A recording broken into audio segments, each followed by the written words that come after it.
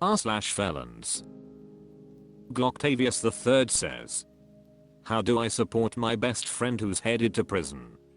My best friend who just turned 40 a few months ago is heading to prison for 3 to 5 years for probation violation and his third DUI. He is a single father to 2 young daughters. He's a good friend and a good person. I'm in a wheelchair and he has helped me out a lot the last few years, so much that I need to look out for him. Are the commissary and letters/calls the only thing available? I wanna try sending him some magazines and some good books, but the Clark County Detention Center will not allow it. Any other third-party websites that you guys know of that I can buy magazines and other prison goods for him? I'm hoping to go visit him this month when the jail allows it. Motor Ninja 6871 says, keep money on his commissary. Food and hygiene items are the only small comforts you're allowed, honestly. Nixon says, if I had daughters and had to go to jail, I'd be more concerned with their well-being than my own. Maybe help them out in his stead to the best of your resources. Gloctavius III says, this is good advice, man. Didn't want to overstep my boundaries. What do you think are some ways? Worldly Heat 9404 says, sometimes they allow books if sent directly from the publisher. Content Bath 4579 says, third DUI. He needs to be in prison, he's going to kill somebody. Cleaned Fluid 9796 says, third DUI. Maybe he needs some tough love this time around to think about the consequences of his actions. Clearly he's struggling with something. Sometimes you gotta let people hit rock bottom and figure it out themselves. I'd suggest focusing on the kids rather than him. Let him figure it out inside. Jmav 615 says, no sympathy for drunk drivers. Glad he'll be off the streets without a chance to kill anyone. Fucking Funk says, your boy has small children but has still racked up 3 DUIs? How many times has he driven drunk with his kids in the car? Sorry, but your homie isn't a good person. He's a repeat offender who needs to be in jail so that his kids can be raised by a parent who actually prioritizes them. Elvag 9685 says, first time offender? Go for it. Third time. He knows better. Let him flounder, but take care of his kids to a degree. Thikalma Super says, the jail will have a list of approved items like books and magazines that they allow, if any. But realistically, letters and money on books can go a long way towards keeping someone's mind right. r/felons. Lilac Bananas 23 says, left state against bail, need advice. My fiance was arrested in Alabama a little over 2 years ago on a possession charge. She went to a first appearance and was bonded out. She told the bondsman she would be leaving, and the woman working there said it's fine as long as you show up to court. The woman that told her that is no longer with the company. Her attorney has known the entire time she is not in Alabama. She came back to her home state of Virginia and has since gotten clean with the program, gotten a job in recovery, and has been clean the entire time. Well, now, 2 years later, she got a letter to her parents' house in Virginia saying her has to be in court 8/29 in Alabama for an arraignment. So, the court clearly knows she is in Virginia too because they sent her mail here. She called her attorney, who is not helpful, and she can't ever get a hold of him, and he said if he files the paperwork for the arraignment to be virtual, a judge will put a warrant out for her arrest immediately because she went against the conditions of her bond. The biggest concern is that when she goes in for the arraignment, the bondsman will drop her bond. Her court date is going to be years away, the court already said. We need suggestions on how to ensure the bondsman won't drop her. Like, should we call the bondsman and tell them the situation ahead of time? Or just wait until she gets to court? Reddit, we need your advice and experience here.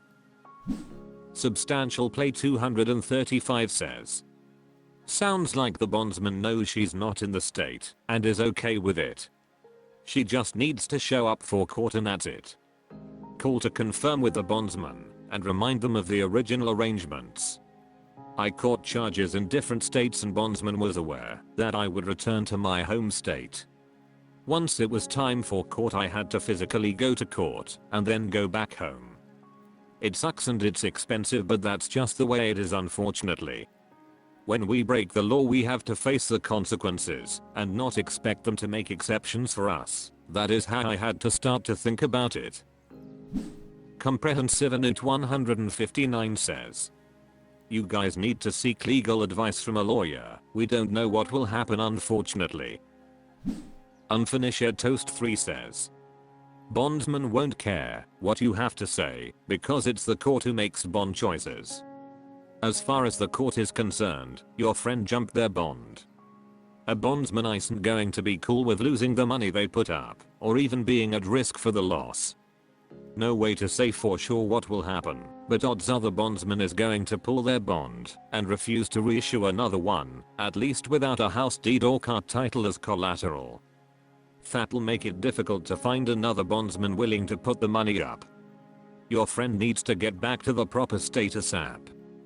There are legal ways to move out of state while on bond, so the court probably isn't going to be too forgiving of someone who said frick the proper way, I'll just do what I want." 703 Unknown says, "Her initial appearance was just a bond hearing. The evidence was presented to a grand jury and they decided to indict her, and now she needs to be arraigned. Most often the bond will continue, as long as there is no reason to hold another bond hearing. I'm not sure if one of her bail requirements was to remain in Alabama. An arraignment is just a formal reading of a charge from a judge to the defendant. Often takes just a few minutes. They will ask her if she chooses to plea at that time. You don't have to. They will then start the actual scheduling. She should take any certificates of completion of any programs to give her lawyer, whom hopefully will start negotiating with the prosecutor for a first offender / definition and sentence based on her turning her life around. If she was told she needed to remain in Alabama as a condition of bail, be prepared for her to be placed in custody and another bond hearing. Also, if she fails to show on the date requested, a bench warrant will be issued, and she will get a visit from the U.S. Marshals Service. r/felons. Ashamed Fellow says, "First time offender, could really use some advice. I finally got sentenced after being charged over 3 years ago. It's been a long time waiting, years of anxiety. I was out on bond the whole time, minus 3 days. My family and I ended up moving to a different state for my spouse's career. Well, I finally got sentenced, 2 years house arrest, 5 years probation. Hard to be served in the state the crime was committed. So I have my infant with me, and my oldest is back home, since she's in grade school there. This is my first offense. I'm scared all the time.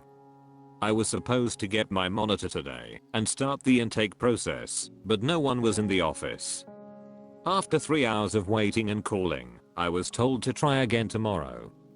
Overall, I'm just not in a good mental state. I don't do drugs, I haven't drank in 3 years, and have no desire to.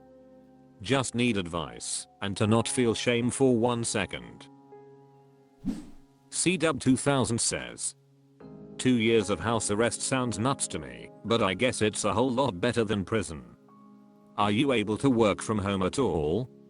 On a positive note, it will at least allow you to have some quality time with your youngest. Just for Facts 714 says, "Just look at what your option was. You have an infant and a child. You will be home and with them as they grow up. Otherwise, they are visiting, or not, and you watch them grow up through photos, or not. They do not have a mother in the house. This is what you remember." Unhappylite Bulb says, "These things take time. Really though, the worst thing you can do is become your own worst enemy. Be good to yourself and just take it a day at a time. Mistakes were made, you're taking care of it. I would suggest seeing a therapist or a counselor. It got me through my house arrest and probation. Huge Tadpole 5397 says, if you move to another state, you can get your stuff transferred to your new state if you want. I went from Ohio to Indiana. I was never on house arrest or work release, only probation and parole. Was told house arrest is not a big deal. Pay your weekly fees and get contraband out. Like alcohol and weapons. They will go over everything during intake. You will eventually get weekend passes and time for appointments and to go to the store. Probation sucks. The county does not care about you or your rehabilitation.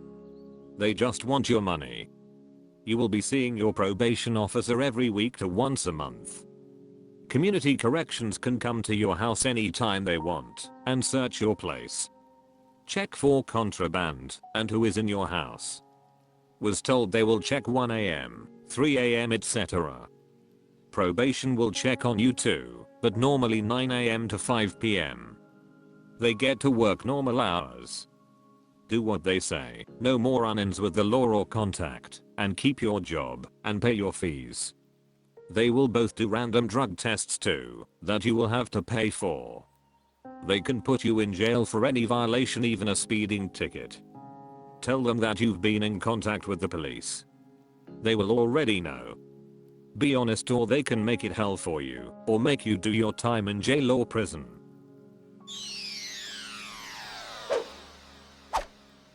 That's all for this video. Thank you for watching. Please subscribe.